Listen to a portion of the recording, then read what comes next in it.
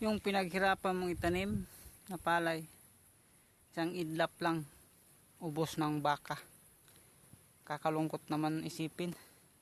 Ang hayop hindi, walang kasalanan yan eh. Yung may-ari dapat kasi laging alerto yan sa mga alaga eh.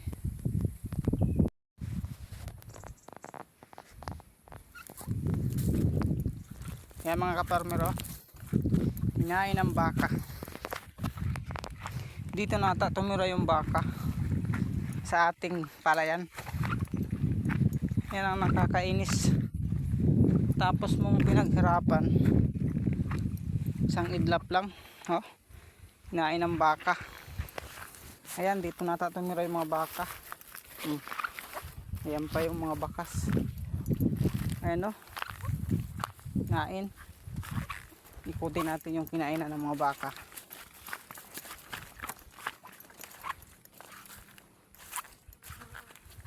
Yan o, hanggang dun kinainan yan. Hanggang dito sa baba.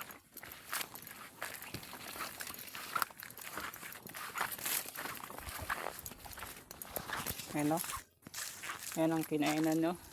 Oh.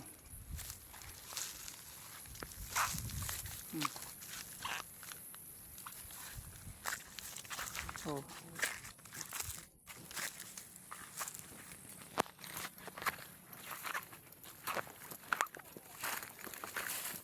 Ayan o, yung mga bakas nila. Yan, balik-balik yung palay. Ayan o.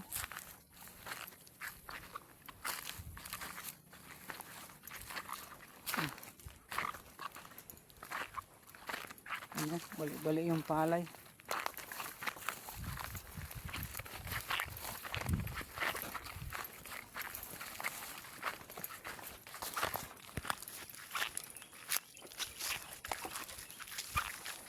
Ayan o.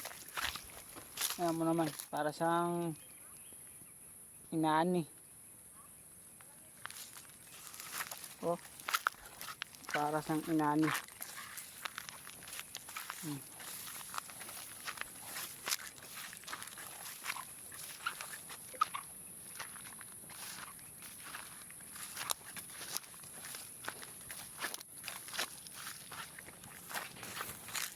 Halos lahat inikot niya.